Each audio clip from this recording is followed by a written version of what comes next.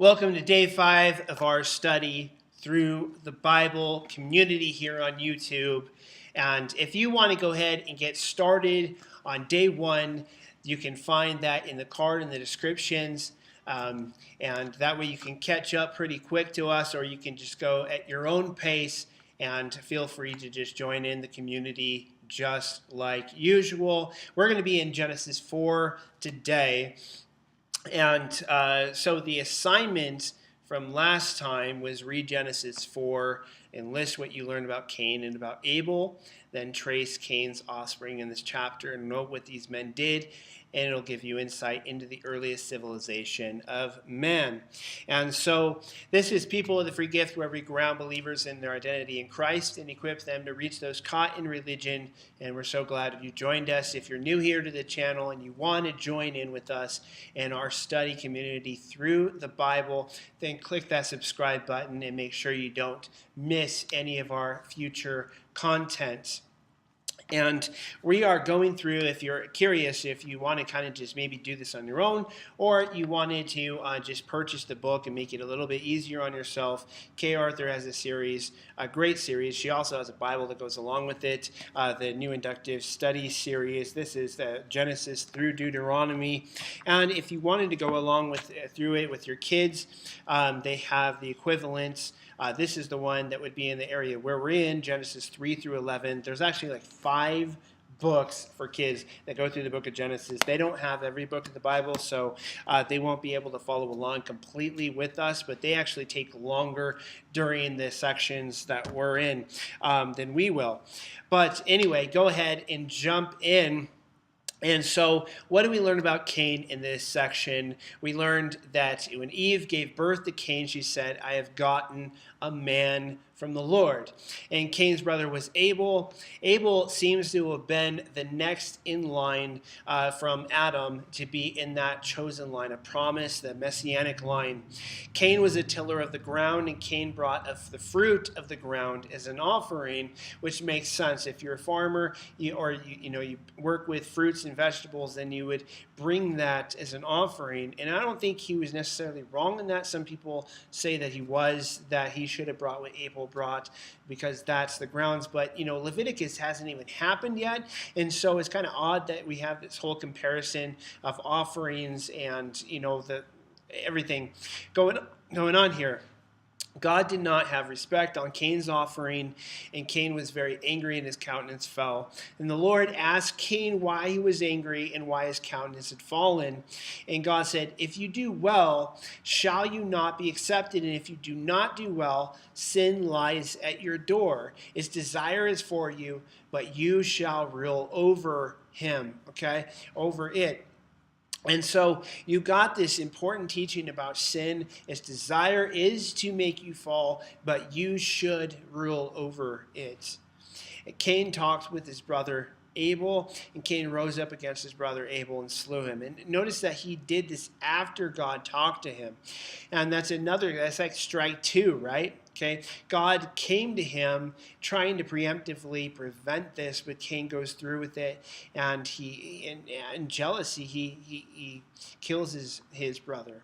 Okay, and which would be more accurately like envy. Okay, the Lord asked Cain where his brother was, and Cain said he didn't know where Abel was, and asked if he was his brother's keeper. God asked what Cain had done, and said the voice of Abel's blood cried out to him from the ground. And God stated that Cain is now cursed, and when he tills the ground, it would not yield any strength.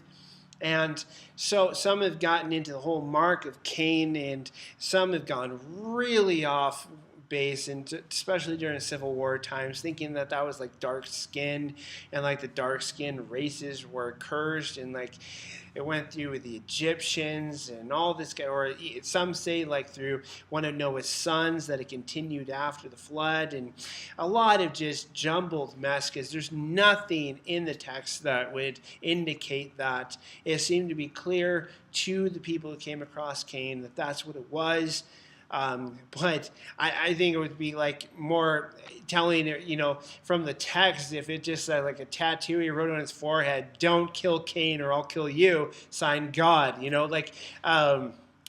don't know what it was. And so to speculate on that kind of stuff is just utter nonsense.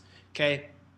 Um, and God stated that Cain will be a fugitive and a vagabond, that he's now cursed, and when he tills the ground, it will not yield any strength, and that the blood of Abel cries out to him from the ground.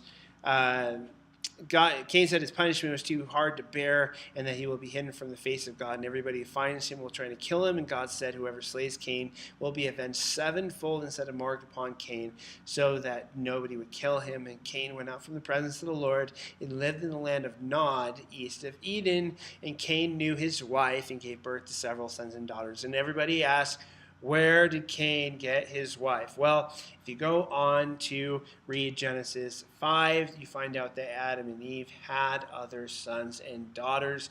And yes, that is incest because it's the same family, but you didn't have sin grossly populating the gene pool at that time, and you didn't have the rules against inbreeding until Leviticus.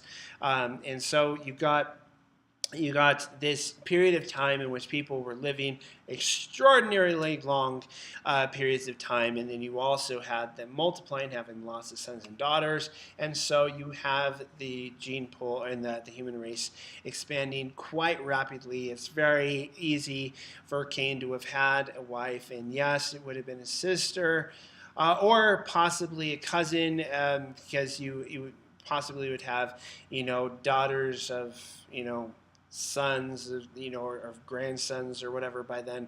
And so it sounds weird to us, but it's not really a problem like most people will try to make it, or a contradiction at that. And so Cain knew his wife and gave birth to several sons and daughters, and Cain built a city and named it after one particular son named Enoch, and that is not the same Enoch that we're going to find in the gene pool of Seth in that line. Okay, so what do we learn about Abel? We learned that Cain was Cain's brother. He was a keeper of sheep, and Abel brought the firstlings of his flock and their fat, which oddly, follows the Levitical standards, and it makes you wonder, what was God revealing directly without having his word or his law or his covenant or any of these things to these early believers? God had respect on Abel's offering, and Cain talked with his brother Abel. Cain rose up against his brother Abel and slew him, and God asked what Cain had done, and said, the voice of Abel's blood cries out to him from the ground. And the earth opened up to receive Abel's blood, and Seth was the Lord's appointed replacement for Abel. Okay, and then Cain's descendants, Enoch is the namesake of the city Cain built. Enoch gave birth to Irad begot Mahuiel. Mahuiel begot Methusiel. Methusiel begot Lamech. Lamech had two wives, Ada and Zillah. Ada bore Jabal, father of 10 dwellers and those who owned cattle. Ada bore Jubal, father of harps and organ players. Zillah bore Tubal-Cain, instructor of every artificer in brass and iron. And Zillah bare Naamah, which is a girl. Lamech killed a man and proclaimed a self-inflicted 77-fold avengement.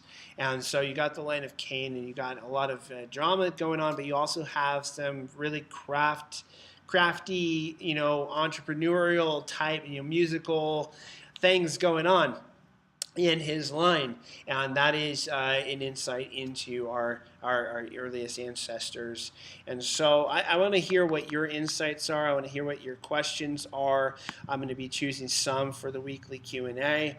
And also, here's your assignment for today.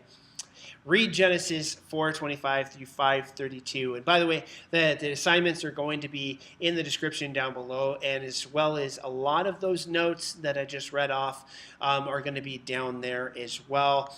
If any of you are personally wanting a physical copy of the notes, please let me know, and I can arrange that with you. And so read Genesis 4:25 through 5:32. Watch what you learn about Seth and Enos. Mark the word likeness and note the contrast between the two occurrences of this word. Also, mark the key repeated phrase, and he died, and know how long each man lived before he died. Note that Adam is a contemporary of Lamech, Lamech of Noah, Noah of Abraham. And so I want to hear what your thoughts are down below. If you haven't yet, subscribe to the channel, like this video, and share this with the other people in your life who want to understand the Bible but haven't been able to do so, and help them to join this community of believers studying the Bible together. Until next time, may God richly bless you.